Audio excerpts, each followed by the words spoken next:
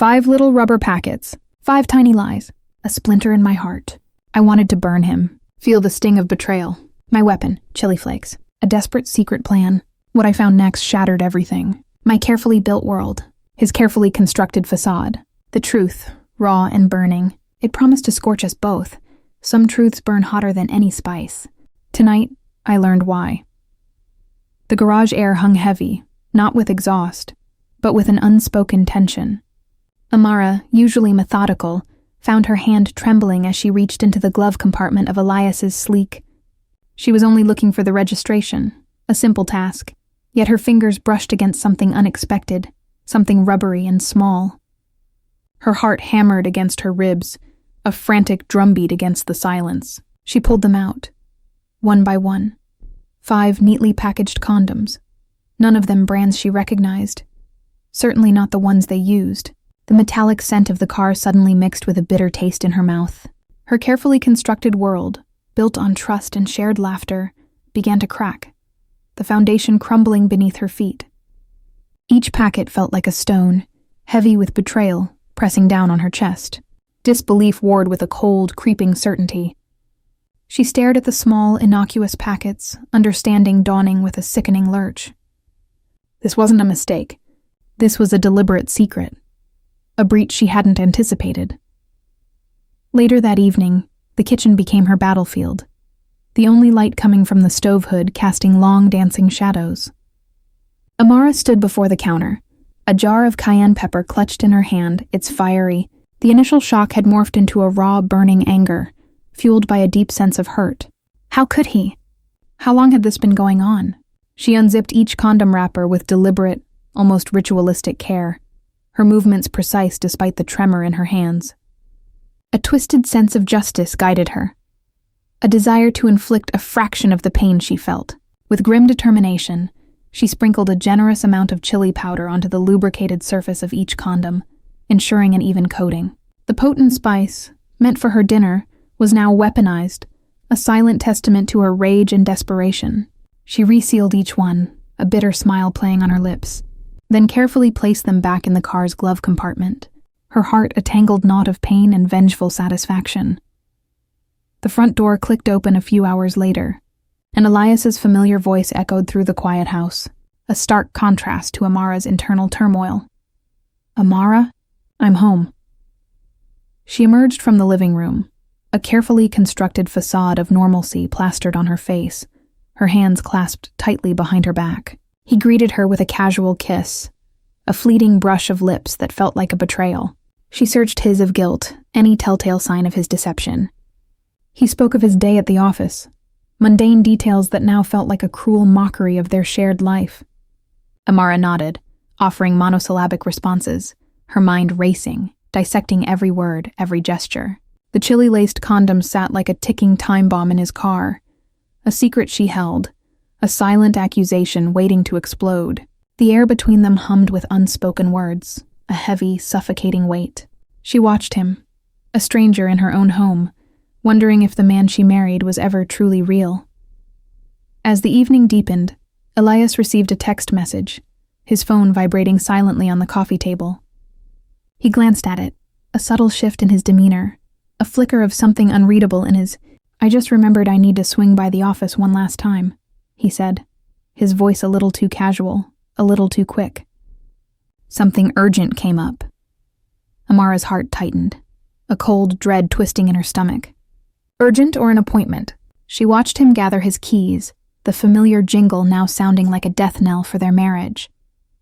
He offered a quick goodbye, a dismissive wave, and then the front door closed, leaving her alone in the sudden, echoing silence. Amara walked to the window, pulling back the curtain just enough to watch his car pull out of the driveway, its headlights cutting through the darkness. But instead of turning towards his office building, she saw it take an unexpected left, heading in the opposite direction, towards the outskirts of the city. A cold, hard realization settled in her gut. He wasn't going to the office.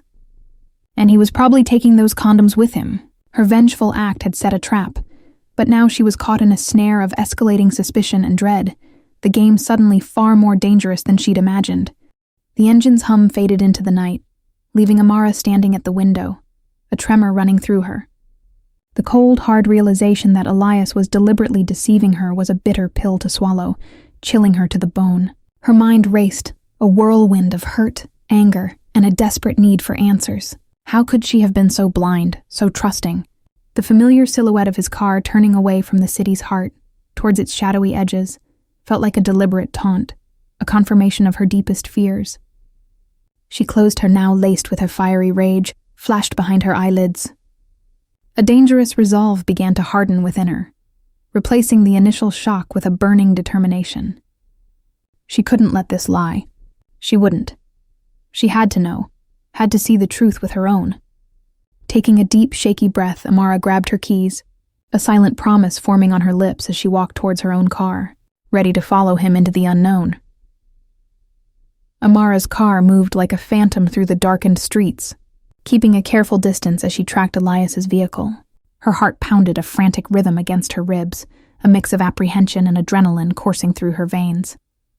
The drive was a blur of streetlights and silent accusation, each turn bringing her closer to a truth she wasn't sure she was ready to face.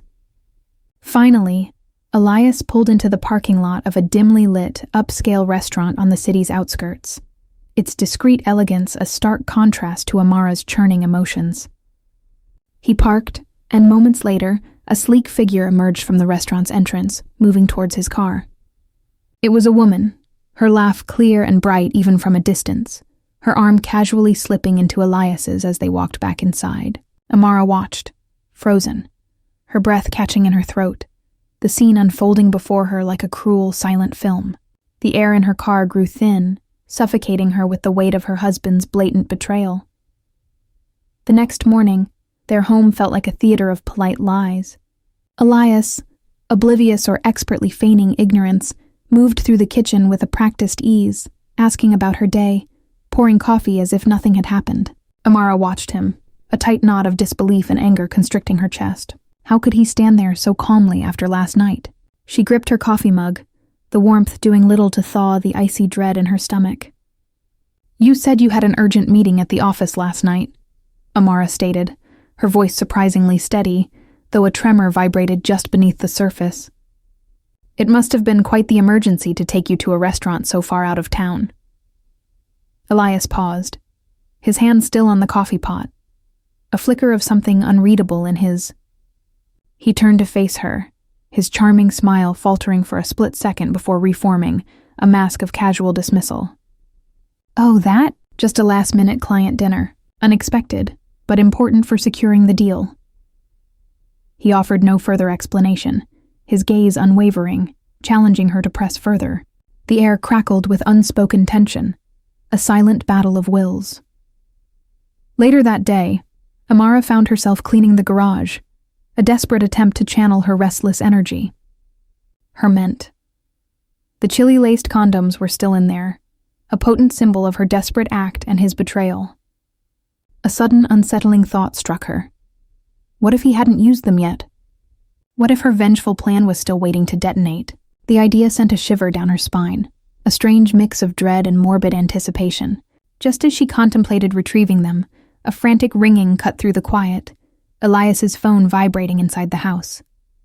She heard him answer, his voice initially calm, then abruptly sharp with alarm. "What do you mean an emergency?" "I'm on my way." Amara froze, her breath held captive in her lungs. He rushed past her, grabbing his keys again, his face pale with genuine panic. "There's been an accident at the restaurant," he blurted out, not meeting her gaze, his voice laced with a fear she hadn't heard before. Someone had a severe allergic reaction.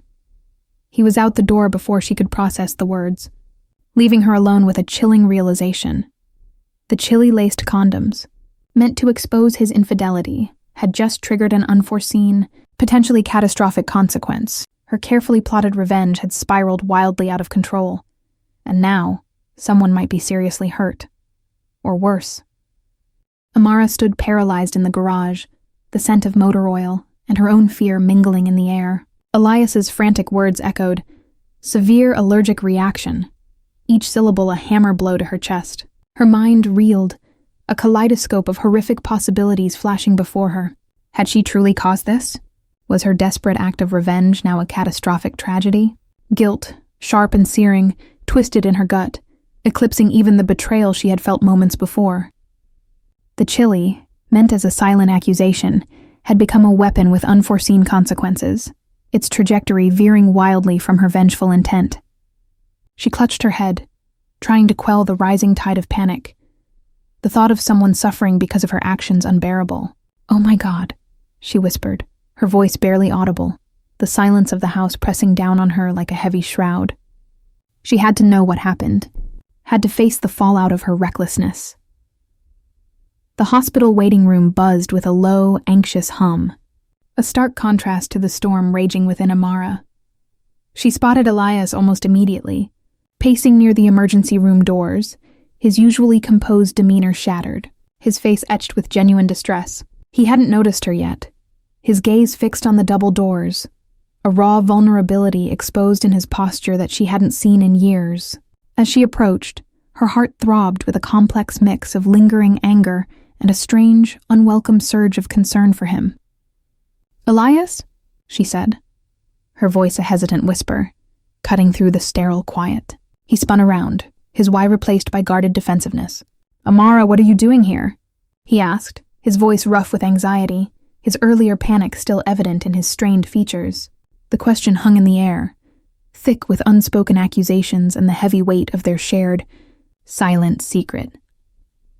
Elias led her to a secluded corner of the waiting room, his voice dropping to a hushed, strained tone. It's Selena," he confessed, the name a jagged shard of ice in Amara's heart. The allergic reaction was severe. Anaphylaxis. Amara felt the blood drain from her face. Selena. The woman from the restaurant. The mistress. The truth, now laced with genuine peril, hit her with sickening force. Is she going to be okay? Amara managed to choke out, her own personal anguish momentarily eclipsed by the grim reality of the situation. Elias ran a hand through his. "They don't know yet." It was rapid, aggressive. "They're still stabilizing her." He looked at Amara, a desperate plea in his. "This can't get out, Amara. For her sake, for my career, for everything." The plea, however, was also a silent challenge, reminding Amara of the dangerous entanglement they were both now caught in, a secret that could unravel both their lives. A doctor emerged, his face grim, and approached Elias. "Mr. Hayes? She's stable for now, but the reaction was extreme. We found traces of a highly concentrated irritant. It's highly unusual." Amara's blood ran cold, her gaze snapping from the doctor to Elias, who seemed to shrink under the weight of the doctor's words. "Highly unusual?" Elias repeated, his voice barely a whisper. The doctor continued, oblivious to the silent drama unfolding between husband and wife. "We're running more tests, but this wasn't a typical food allergy. It almost seems deliberate. We've notified the authorities, as is standard procedure for such a severe, unexplained case." Amara felt the floor drop out from under her. Authorities. Deliberate. Her vengeful act, meant to expose a secret, had now escalated into a potential criminal investigation. Elias looked at her, a silent, desperate question in his. The chili-laced truth was no longer just about infidelity. It was a matter of life, death, and legal peril, threatening to consume them both. The hospital corridor lights seemed to flicker, casting long, distorted shadows that mirrored the chaos in Amara's mind. The doctor's words, deliberate, authorities, echoed, each syllable a deafening clang of a bell of doom. Her carefully orchestrated act of revenge had not only backfired, but had escalated into something far more sinister than a marital spat. It was now a potential criminal investigation. A cold wave of fear washed over her, replacing the burning anger she'd carried for days. Elias, beside her, looked utterly shattered, his usual composure completely gone, replaced by a raw, primal panic. He turned to her, his gaze pleading, desperate. The unspoken question hung heavy between them. What now? Their individual betrayals were suddenly dwarfed by the looming threat of exposure and legal consequences that could destroy both their lives, and possibly someone else's. Back in the unsettling quiet of their home, the air was thick with a tension far heavier than before. Elias paced the living room, a restless energy radiating from him, while Amara sat rigidly on the edge of the sofa, her hands clasped tightly. They had to construct a believable narrative, a plausible explanation for the accident at the restaurant. Each suggested detail, each invented alibi, felt like another layer of deceit piling onto the crumbling foundation of their marriage. "We have to be consistent," Elias insisted, his voice a low, urgent whisper, "They'll pick apart any inconsistencies." Amara nodded, her mind numb, her personal vendetta now painfully intertwined with a shared, dangerous secret. She felt a sickening knot in her stomach, realizing that for the first time in days, they were forced to work together, not as husband and wife, but as co-conspirators against an unforeseen external threat. The doorbell's chime, sharp and intrusive, shattered the fragile calm of their carefully constructed lies. Elias went to answer, his shoulders visibly tensing, while Amara braced herself, taking a deep, fortifying breath. Standing on their porch was Detective Anya Sharma, her presence radiating a quiet authority that filled the doorway. "Mr. and Mrs. Hayes?" she began, her voice calm but penetrating, her gaze sweeping over them both. "I'm here to ask a few questions regarding Ms. Selena Vance's incident at the Gilded Spoon last night." Amara felt a tremor run through her, meeting the detective's steady gaze, trying to project an image of a concerned wife. Elias, for his part, maintained a facade of polite cooperation, inviting the detective inside, but Amara could feel the barely suppressed panic vibrating beneath his composed exterior, the air crackling with the unspoken tension of their precarious deception. After Detective Sharma left, leaving behind a lingering scent of ozone and suspicion, the silence in the house was deafening, heavier than before. Amara watched Elias collapse onto the sofa, running a hand through his. He looked utterly defeated, a man stripped bare of his carefully crafted image. "She knows something," he muttered, his voice hoarse, filled with a chilling certainty. I could see it in her. Amara, though still reeling from the interrogation, felt a flicker of something new within her. Not just fear, but a rekindled suspicion. As she helped him clear away the teacups, her gaze fell upon his. A corner of something hard protruded from an inner pocket. Curious and unable to resist, she reached in, pulling out a small, sleek burner phone, its screen dark and ominous. Her heart pounded as she realized this wasn't just about Selena anymore. Elias had an entirely separate, deeper secret, one she hadn't even begun to uncover, and this phone held the key to an even darker truth. Amara stared at the burner phone in her hand, its dark screen a portal to a truth she wasn't sure she wanted to uncover. Her fingers trembled as she pressed the power button, the low glow illuminating her shocked face. The phone wasn't filled with flirtatious messages or another woman's contact. Instead, it held encrypted chat logs and cryptic bank transfers to offshore accounts. This was not about another affair. This was about something far more dangerous. Something that hinted at a life Elias had meticulously hidden beneath his polished exterior. A cold dread seeped into her bones, replacing the fiery anger that had fueled her for days.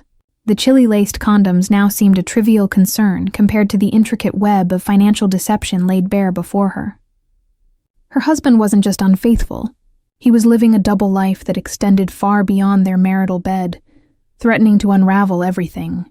The realization was a punch to the gut, leaving her breathless and terrified. When Elias finally returned, the air in the house was charged with an unbearable tension. Amara stood in the living room, the burner phone clutched like a weapon behind her back.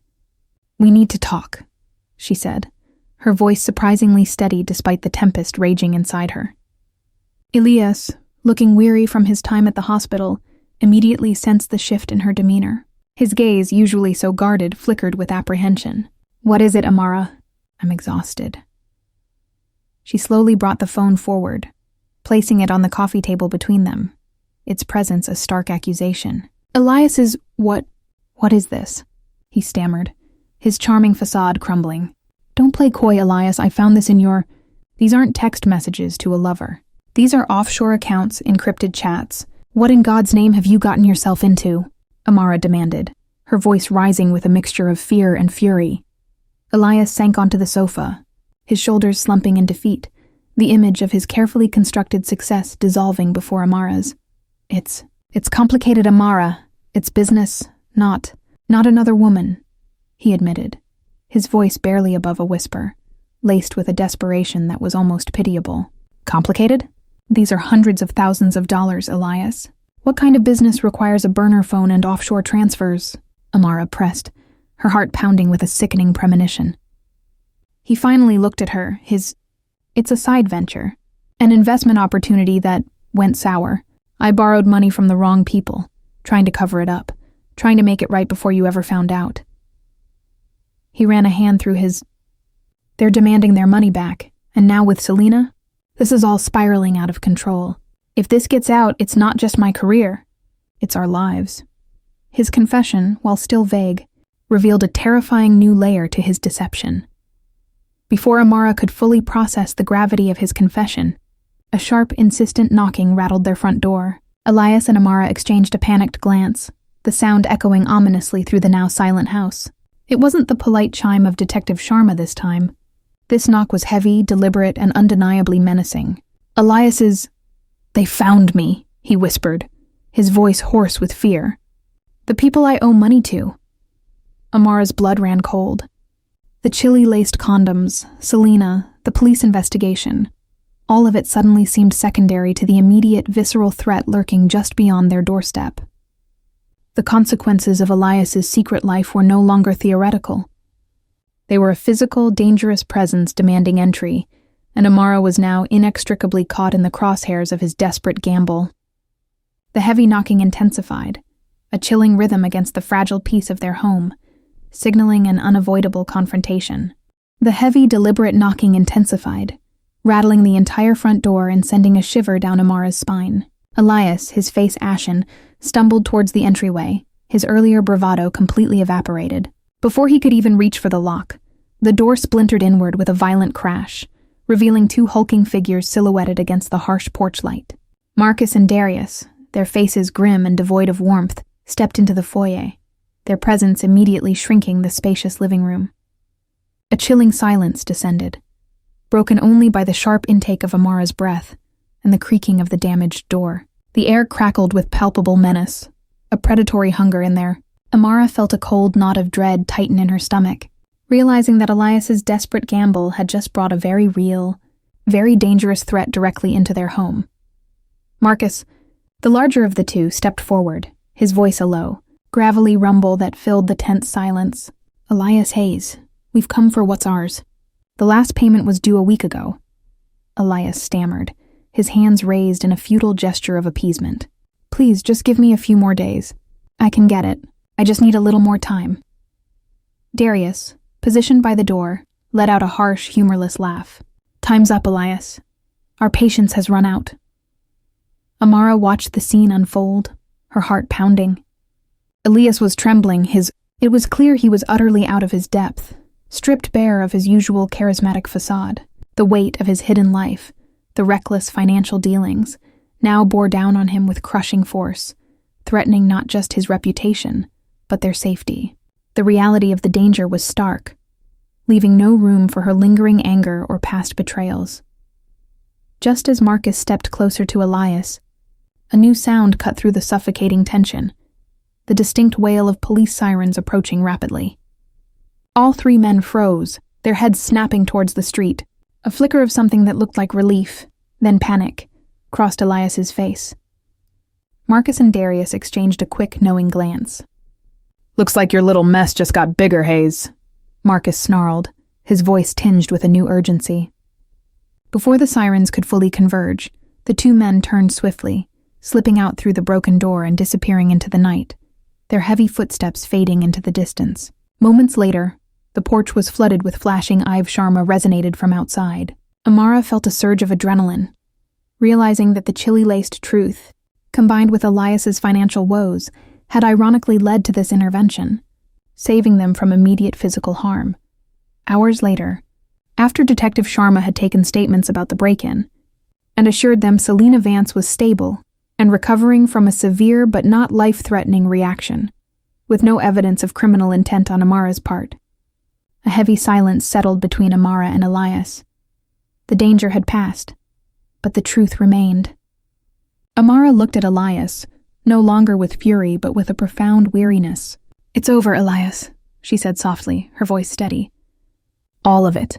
The lies, the secrets, the double life. I deserve more than this." Elias sat slumped on the sofa, his shoulders defeated, "I know," he whispered, his voice cracking.